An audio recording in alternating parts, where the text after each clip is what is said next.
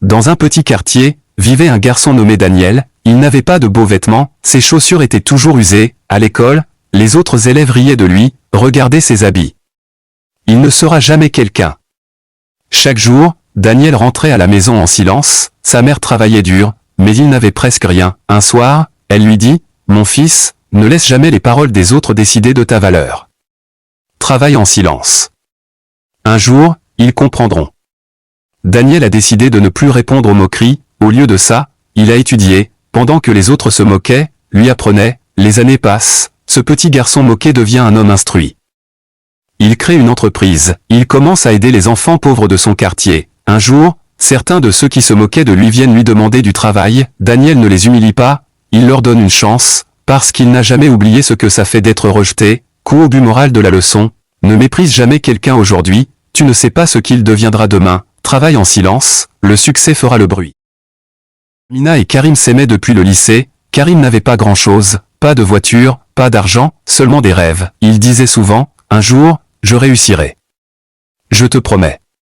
Mais les années passaient, et la vie devenait difficile. Amina commençait à douter, ses amis lui disaient, l'amour ne paie pas les factures.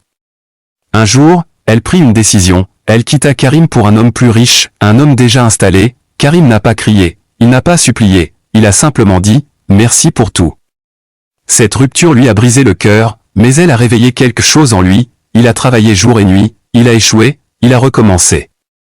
Encore et encore, 5 ans plus tard, Amina entre dans un grand hôtel pour une réunion importante, un homme descend d'une voiture de luxe, costume élégant, regard confiant, c'était Karim, il était devenu entrepreneur, propriétaire de plusieurs entreprises, leurs regards se croisent, elle réalise alors, elle a quitté un homme pauvre, mais elle a abandonné un homme en construction. Karim lui sourit poliment, il n'avait plus besoin de prouver quoi que ce soit. Coup au but moral de la leçon, ne quitte jamais quelqu'un à cause de sa situation actuelle. Certaines personnes ne sont pas pauvres, elles sont simplement en train de construire leur avenir. La patience voit ce que les yeux pressés ne voient pas. Chaque nuit, Samuel dormait devant une petite boutique fermée, pas de maison, pas de famille proche, seulement un vieux sac comme oreiller. Les passants le regardaient. Puis détournaient les yeux, certains murmuraient, encore un paresseux. Mais ils ne connaissaient pas son histoire. Samuel avait tout perdu après la maladie de sa mère, il avait essayé de trouver du travail, partout, on lui disait, on t'appellera. Un soir pluvieux, alors qu'il grelottait sous la pluie, une voiture s'arrêta devant lui, un homme descendit, costume simple. Regard sérieux, il demanda, pourquoi es-tu ici? Samuel répondit honnêtement, sans se plaindre, sans mentir, l'homme resta silencieux. Puis dit, demain matin, viens à mon bureau. Samuel pensa que c'était une promesse vide, mais il y alla, ce jour-là, il reçut un petit travail, ranger des dossiers. Nettoyer.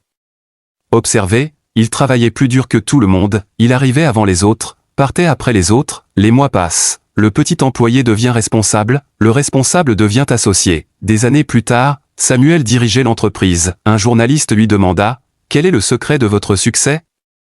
Il répondit, un homme m'a donné une chance, mais j'ai travaillé pour la mériter. Coup au but moral de la leçon, un seul geste peut changer une vie, mais l'opportunité ne suffit pas. Il faut le courage de la saisir. Il s'appelait Samuel. Chaque matin, la première chose qu'il faisait, c'était regarder sa montre, pas pour savoir l'heure, mais pour se rappeler que le temps passait à 67 ans. Samuel ne comptait plus ses rêves, il comptait ses jours. Il se disait souvent, il est trop tard maintenant, trop tard pour changer, trop tard pour essayer, trop tard pour recommencer. Sa montre était devenue une obsession.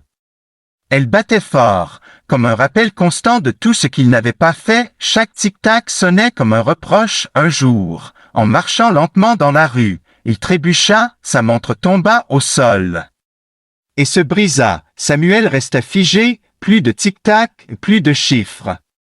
Plus de rappels, le silence était étrange.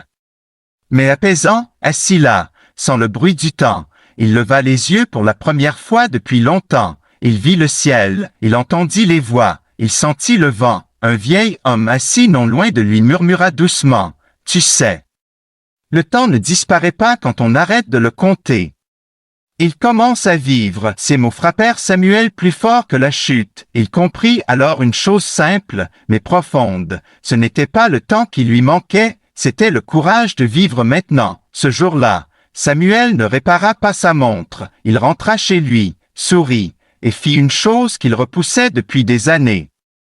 Pas parce qu'il avait encore du temps, mais parce qu'il avait enfin compris sa valeur morale. Ne compte pas les jours qui te restent. Fais en sorte que chaque jour compte. Il n'est jamais trop tard pour commencer.